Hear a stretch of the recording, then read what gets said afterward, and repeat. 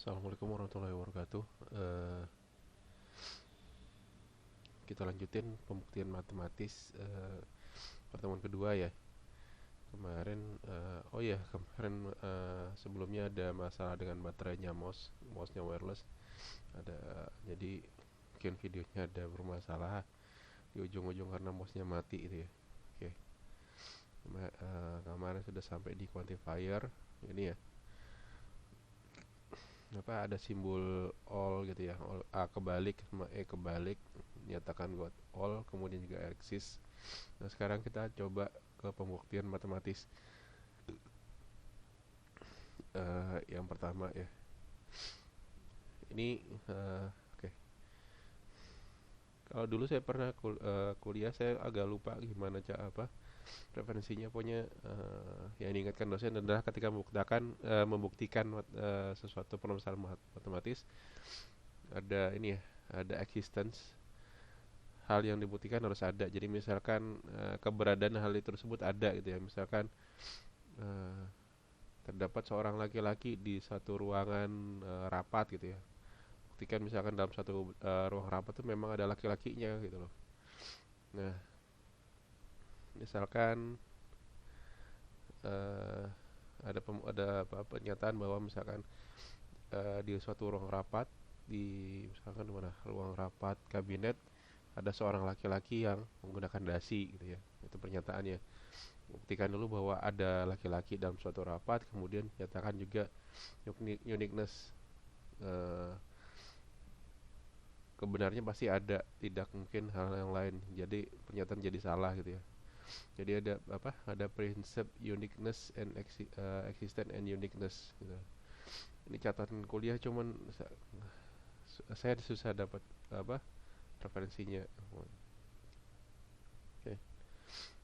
Ini sekedar mengingatkan aja, nanti ada istilah existence, keberadaan, dan uniqueness, bahwa eh, hal itu dapat pernyataan itu ada orangnya, kemudian unik gitu ya. Kebenaran itu tidak berbilang gitu ya. Ya pokoknya sifatnya tunggal.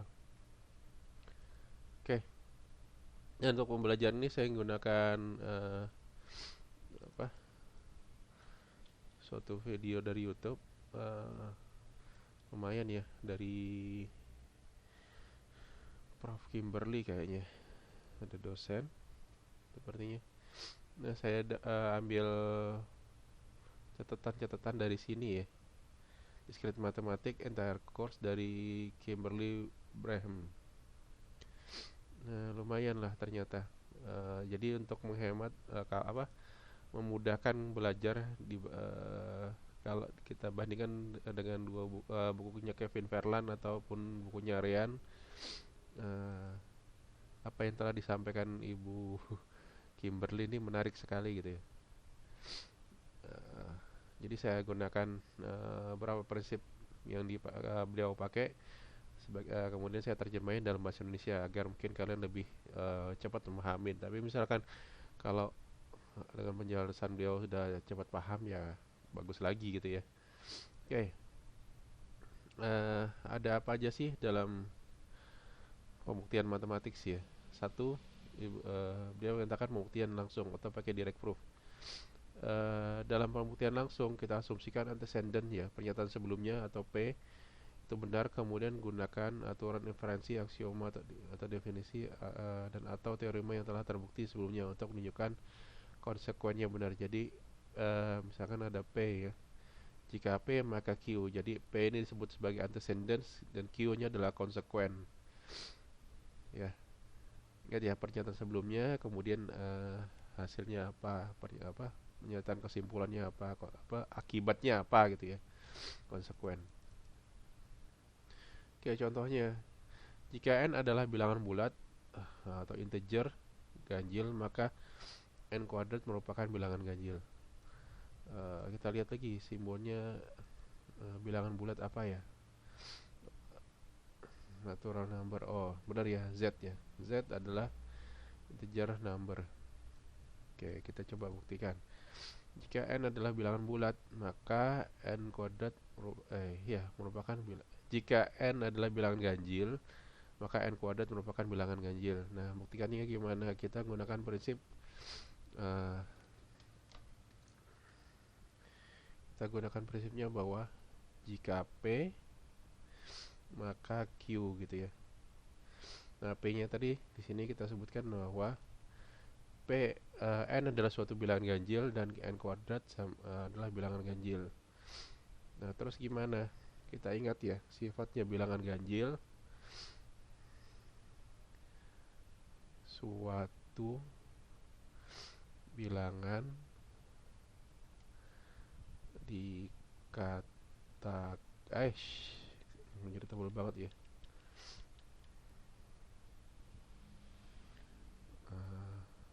Akan genap jika misalkan ada suatu A ya. A sama dengan misalkan 2 kali K, di mana K adalah elemen dari bilangan Z gitu ya. Atau K itu ya elemen dari bilangan bulat mulai dari tak berhingga, misalkan min 3, min 2, min 1, 0, 1,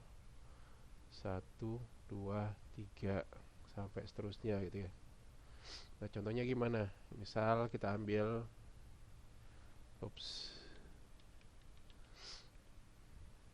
misal K-nya sama dengan 5 misalkan gitu ya. Maka A sama dengan misalkan 2 kali 5 sama dengan 10. Kok jadi 16? 10 gini ya. Berarti ini benar ya, bahwa 10 adalah bilangan 10 itu adalah kok jadi 16 lagi. 10 itu adalah bilangan genap. Oke ya.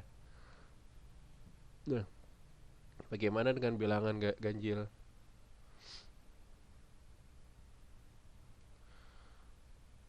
Bilangan dikatakan bilangan ganjil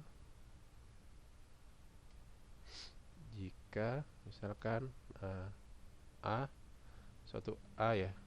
Misalkan ada bilangan A sama dengan 2K plus 1. Sama seperti sebelumnya. Ini ya. K adalah elemen bilangan bulat seperti ini. Misalkan aja sekarang kita ambil misal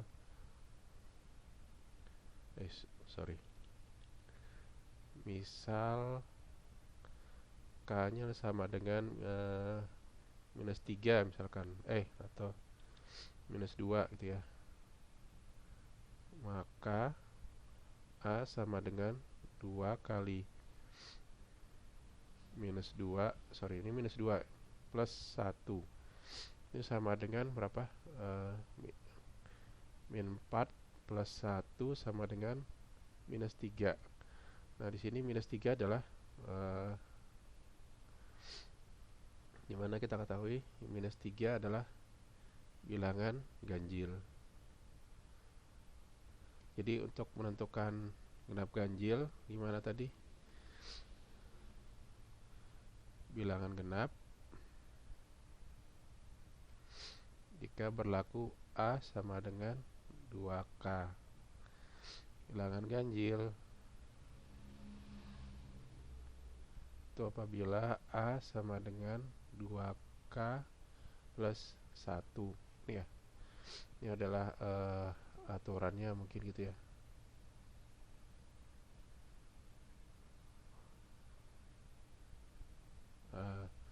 Sip.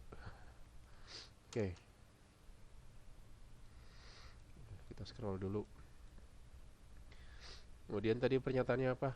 Jika n adalah bilangan ganjil, maka n kuadrat juga harus ganjil.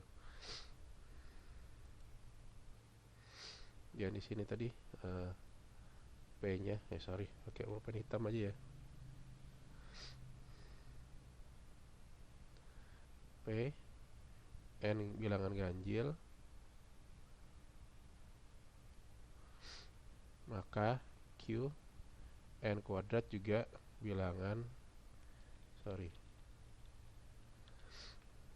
bilangan ganjil, maka kenapa nih, Q n kuadrat juga bilangan ganjil. Buktikannya gimana? Dengan buktikan langsung ya. Kalau misalkan n adalah ganjil, kita anggap P benar dulu. P sudah benar ya, pernyataan P benar antecedennya, maka kita harus membuktikan bahwa n kuadrat sama dengan gimana, nanti n sama dengan 2 kali K plus 1 gitu ya.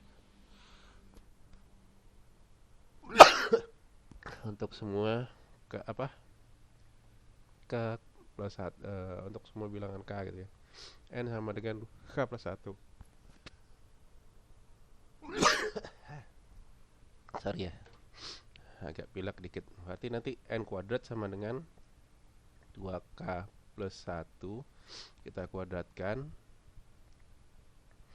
maka kasih bulatan dikecil ya. Ini n ya, sama dengan berarti Bapak di sini 4K plus,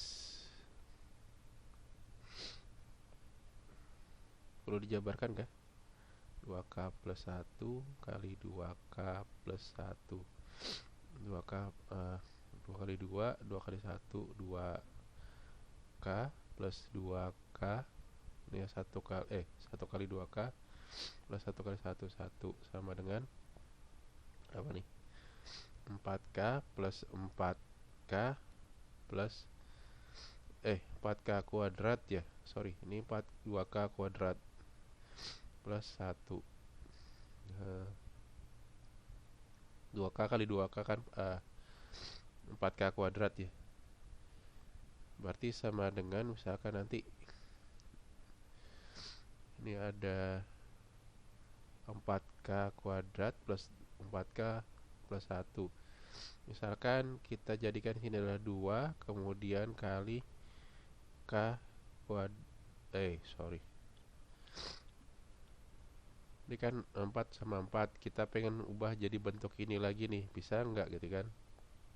Jadi n 2 kali K plus 1, misalkan kita mirip-miripin gitu ya. Ini kan berarti bisa sebagai 2 kali 2K kuadrat plus 2K plus 1 ya. Kemudian misalkan kita misal ada suatu R, itu nilainya adalah 2K kuadrat plus 2K. Ini kan pasti genap ya. Kenapa kita bilang genap? Karena 2 kali K kuadrat plus K itu pasti harus akan bernilai genap ya.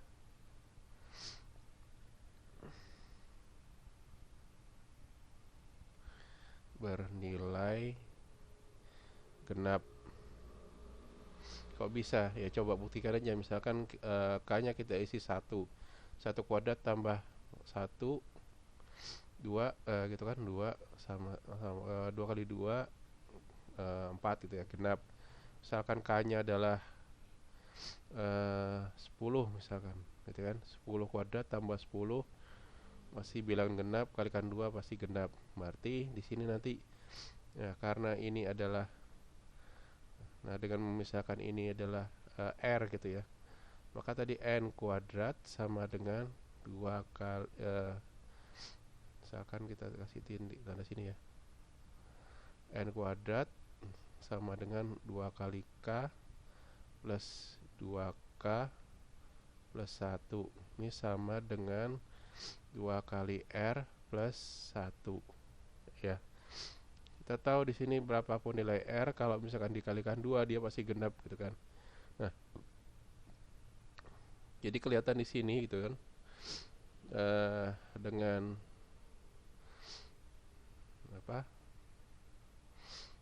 Dengan adanya ini gitu ya, kita lihat bahwa bentuk n kuadrat itu adalah juga 2 kali r plus 1. Ini menunjukkan ini adalah bentuk suatu bilangan ganjil. Sorry ya, tulisannya jelek ya. Jadi di sini kelihatan bahwa, jadi kita buat kesimpulan, jadi ketika n adalah bilangan ganjil, maka n kuadrat juga bilangan ganjil. Sehingga apa? Terpenuhi bahwa pernyataan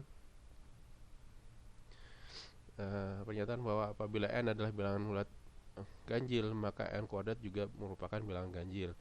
Terbukti ya, dengan apa ini tadi, dengan kita nyatakan p-nya sudah benar dulu, berarti bentuk p-nya adalah misalkan n sama dengan 2k plus 1, itu kita nyatakan benar. Kemudian kalau kita coba ya, n kuadrat kita kuadratkan, ternyata hasilnya adalah 2 kali 2k plus 2k kuadrat ya, lupa ya, 2k kuadrat plus 2k plus 1, atau kita sebut sebagai 2 kali r plus 1.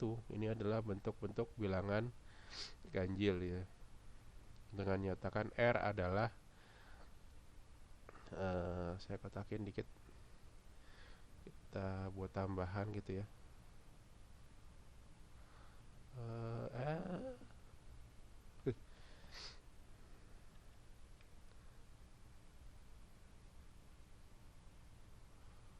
sorry ya, tangannya nggak stabil.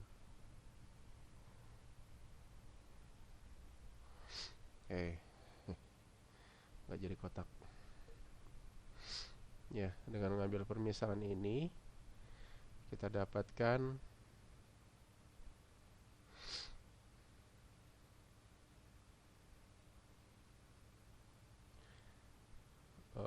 kita mendapatkan apa, nilai R. Oke ya, yang jelas sudah terbukti gitu aja ya. Kalau mau dicoba-coba dimasukin angkanya berapapun nilai contohnya aja. Jadi kita membuktikan bahwa nilainya ada dulu dan unik gitu ya. Oke, ini salah satu buktinya. Kemudian contoh yang lain, sampel 2, jika dua bilangan genap dijumlahkan, maka hasilnya juga adalah bilangan genap juga. Bagaimana buktinya gitu kan. Oke, kita hapus dulu ya, delete.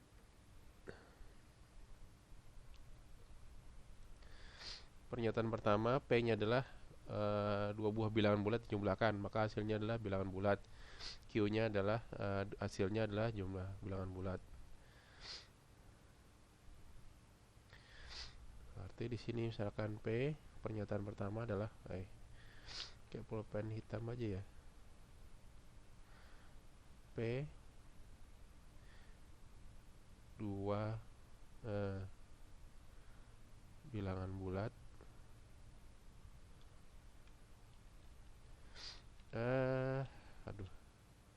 ya, pokoknya itulah, dua buah bilangan bulat jumlahkan, ini adalah P-nya, kemudian hasilnya adalah bilangan bulat juga.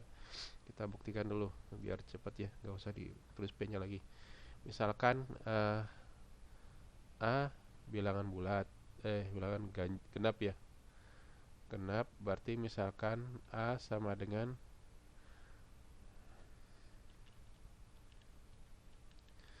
misalkan ada suatu A,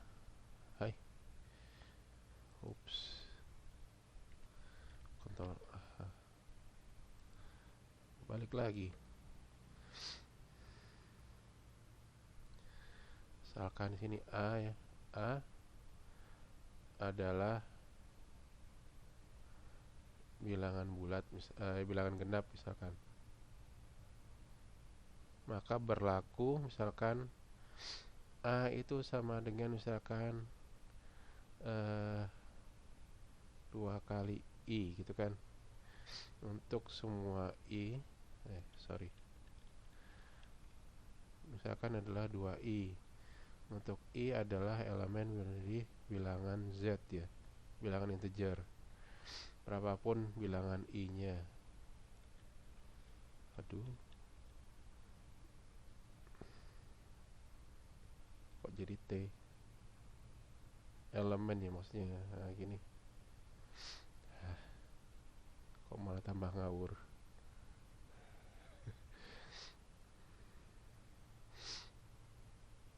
Elemen bilangan Z. Kemudian ada juga bilangan kedua B, juga bilangan ganjil, bilangan genap juga. Sehingga nanti misalkan B itu adalah 2 kali J, dengan J juga elemen dari bilangan Z, bilangan integer ya. Ya kan? Pokoknya prinsipnya bilangan genap tuh kalau misalkan ada suatu dia adalah genap itu kalau dibagi 2 persisa 0 gitu ya. Bisa dibagi 2, jadi bilangan juga, bilangan bulat juga. Oke, ingat prinsip yang pertama tadi ya, bilangan genap ganjil tadi misalkan ada n bernilai genap jika ada ada suatu bilangan k, berarti nanti n adalah 2 kali k. Ya, mungkin ini catatan yang sebelumnya.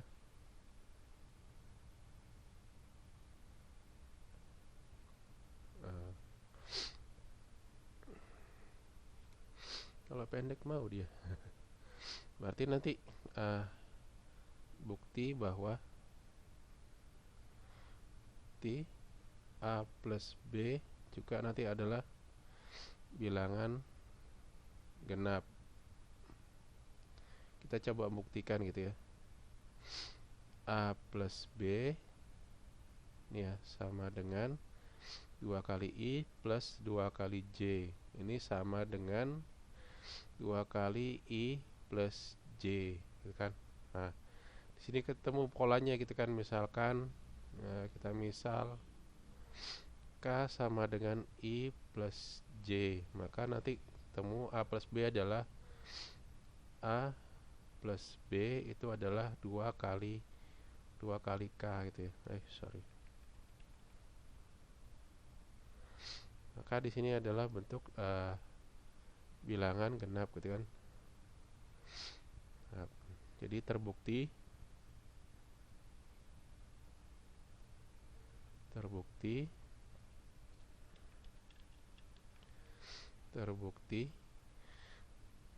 jumlah 2 bilangan genap adalah